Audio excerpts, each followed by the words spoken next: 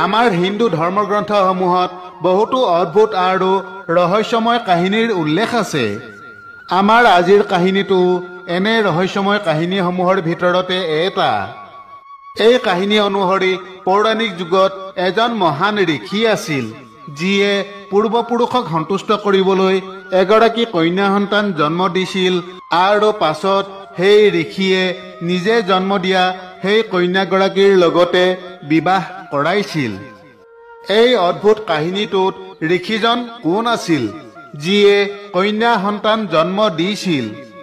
ঋষিৰ পৰা জন্ম লোৱা সেই কন্যাগৰাকী কোন আছিল আৰু সেই ঋষিয়ে কিয় নিজৰ কন্যাক বিবাহ কৰাইছিল? আৰু সেই ছোৱালীজনীৰ মাতৃ কোন আছিল? আহকচোন আজি আমিও এই অদ্ভুত ৰহস্যময় কাহিনীটো জানো।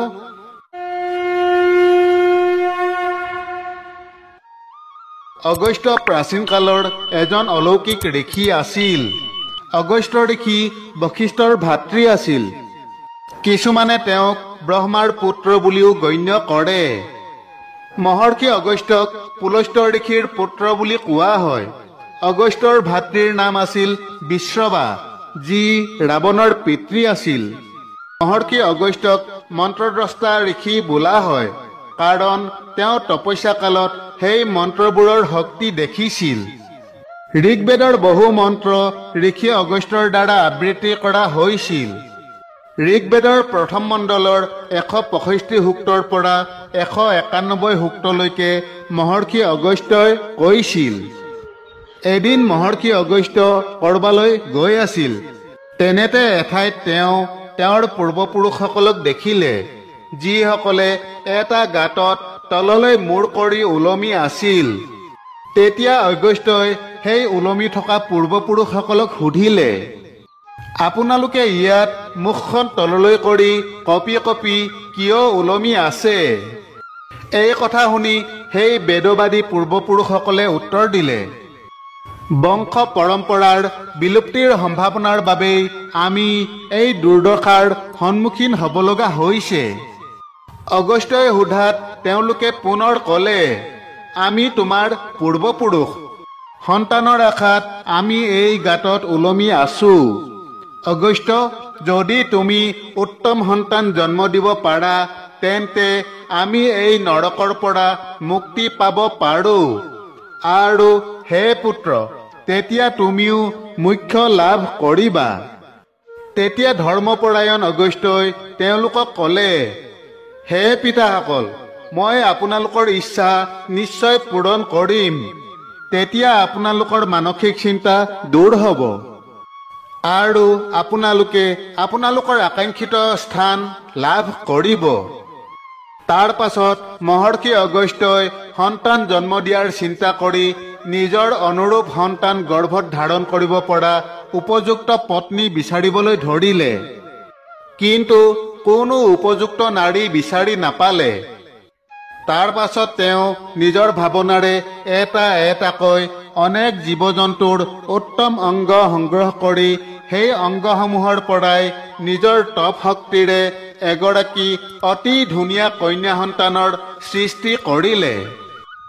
সেই সময়ত বিদৰ্ভ ৰাজে পুত্ৰৰ বাবে তপস্যা কৰি আছিল। মহাতপস্বী ঋষি অগস্ত্যই নিজৰ বাবে সৃষ্টি কৰা সেই কন্যা সন্তানটি নি ৰজাক দিলে। অগস্ত্যৰ পৰা লাভ কৰা সেই ধুনীয়া ছোৱালীজনী বিদৰ্ভৰ ৰাজপ্ৰাসাদত বিজুলীৰ দৰে আবিৰ্ভাৱ হ'ল। সেই কন্যাৰ শৰীৰ উজ্জ্বল পোহৰেৰে উদ্ভাসিত হৈ পৰিছিল। তাইৰ মুখখন বৰ ধুনীয়া আছিল। ছোৱালীজনী লাভ কৰাৰ লগে লগে বিদৰ্ভ ৰাজৰ মন আনন্দেৰে ভৰি পৰিছিল আৰু এই শুভবাৰ্তা ব্ৰাহ্মণসকলক দিছিল। তেতিয়া সকলো ব্ৰাহ্মণে ৰজাক শুভেচ্ছা জনাই ছোৱালীজনীৰ নাম ৰাখিলে লোপামুদ্ৰা। নিখুঁত সৌন্দৰ্যৰ সেই ৰাজকুমাৰী পানীত পদুমৰ দৰে আৰু যজ্ঞবেদীত জ্বলি থকা সোণালী জুইৰ শিখাৰ দৰে দ্ৰুতগতিত বাঢ়িবলৈ ধৰিলে। সেই ৰাজকুমাৰী দিনক দিনে বাঢ়িবলৈ ধৰিলে।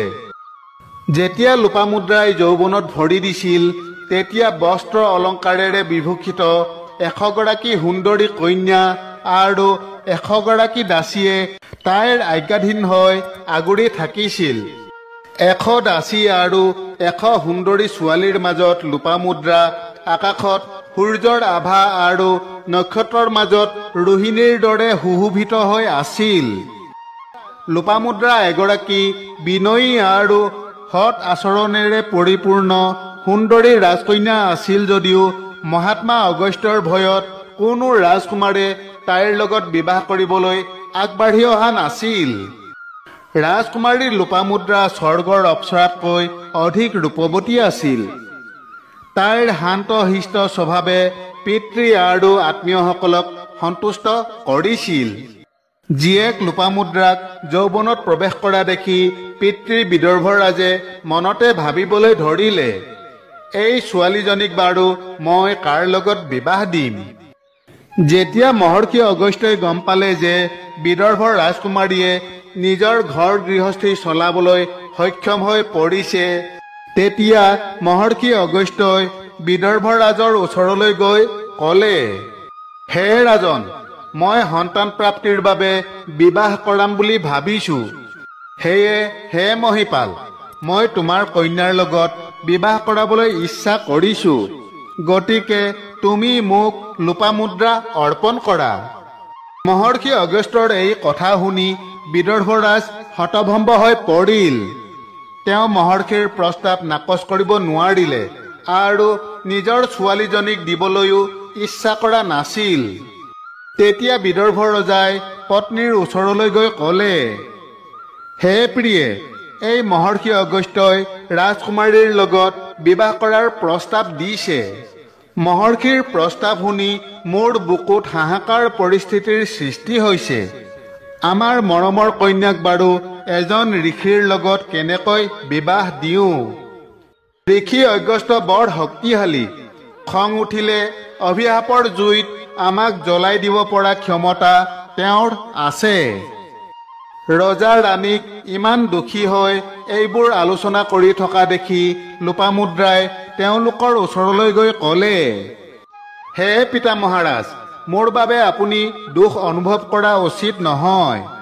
কন্যা হৈ জন্ম লৈছো যেতিয়া আপুনি মোক এদিন বিবাহ দিবই লাগিব।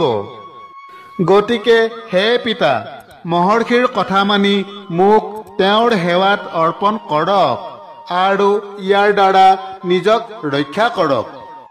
কন্যাৰ মুখে এই কথা শুনি অৱশেষত ৰজাই মহৰ্ষি অগষ্টৰ প্ৰস্তাৱ মানি ললে আৰু আনুষ্ঠানিকভাৱে কন্যা লোপামুদ্ৰাক অগষ্ট ঋষিৰ লগত বিবাহ দিলে। লোপামুদ্ৰাক পত্নী হিচাপে পোৱাৰ পাছত মহামুনি অগষ্টই পত্নীৰ সৈতে গংগা দুৱাৰলৈ আহি কঠোৰ তপস্যাত নিমগ্ন হয়।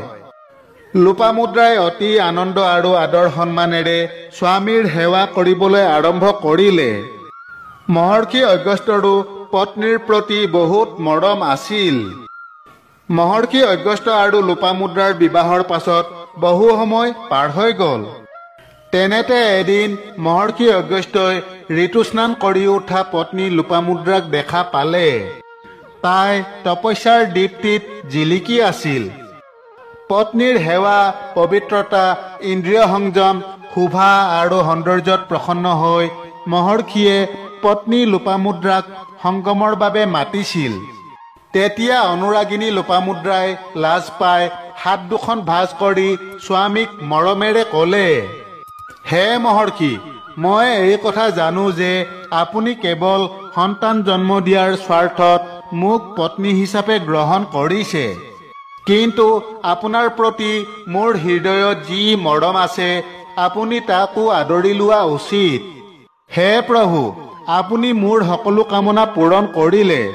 এতিয়া মোৰ পৰা এটা অতি শক্তিশালী পুত্ৰ জন্ম দিয়ক। পত্নী লোপামুদ্ৰাৰ কথা শুনি অগষ্টই ক'লে, হে কল্যাণী, তোমাৰ সু আচৰণত মই বহুত সন্তুষ্ট।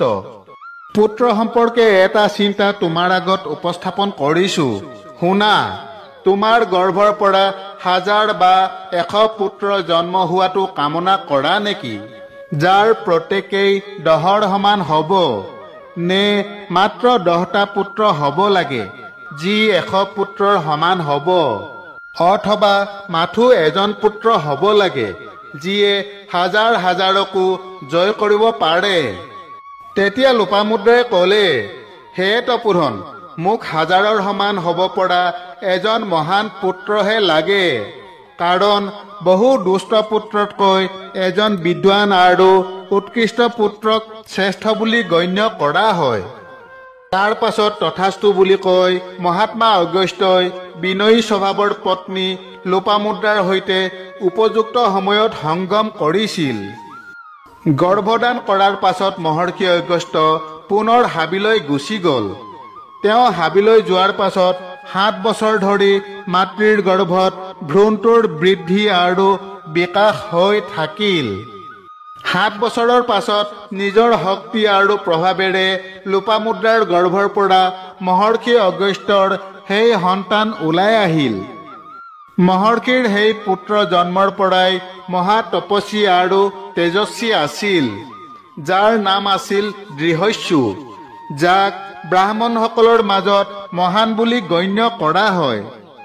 পাছত তেওঁ মহাপণ্ডিত দৃঢ়স্যু নামেৰে বিখ্যাত হৈছিল।